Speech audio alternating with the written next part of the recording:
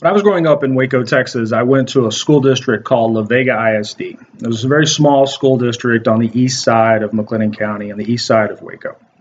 And I grew up with a small core group of friends that all went to the same school district, except for one friend of mine who went to a neighboring school district called Connolly ISD. Now, he lived in my neighborhood, but he used his grandmother's address, which was in Connolly ISD, to attend that school district. Now, I didn't know then what I know now about school districts, but my friend went to that school district because his mom thought it was a better school district than La Vega ISD. In truth, it wasn't, but that's what she thought. And so she was powered with this choice to send her son to a different school district by using an address that the district thought my friend lived at. So what's changed in 30 plus years? Well, a lot has changed. Starting about 2011, when the state legislature made a ton of cuts to public education, school districts across the state were thrust into this position where they really had to jockey for students.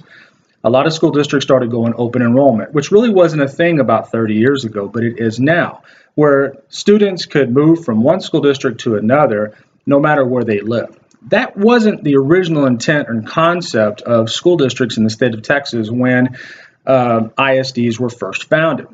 You live in a community, you went to that community school, you attended that school district. You were bound by the attendance zone, you were bound by where your address was. That has changed.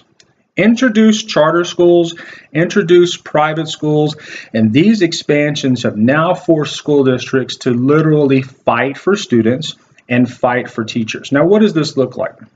Well, it means that school districts now have to market. They have to create mechanisms in which they can attract good students, any students, and attract teachers to work for their districts.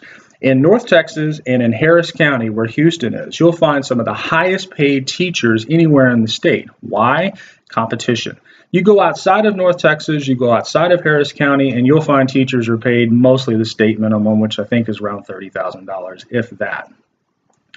So competition and marketing has sort of changed the game for school districts, and it literally has for many school districts since 2011. So as a part of the work that I want you to do, I want you to think about how school districts are now marketing to their communities and now marketing to parents and students. And so what you're going to do is go to a website, and you'll see this all written up for you as well. Go to a website, and I want you to look at how they are attracting teachers to their human resources website. Are job descriptions posted?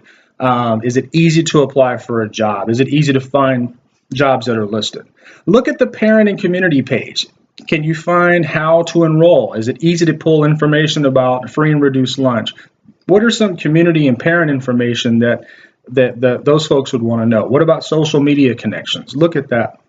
Also, look at student pages. Does the school district celebrate student achievement? Do they celebrate academic and athletics? What's their focus? Is this a school district you would want your child to attend? And lastly, evaluate the website overall. Is it attractive? Is the information easy to receive? Does it look like the school district is trying to attract students, or is it just trying to give out information? So as we look at how districts are marketing themselves and differentiating themselves from other education providers, I want you to think about how the school district you chose is making a difference in attracting students and parents to their district.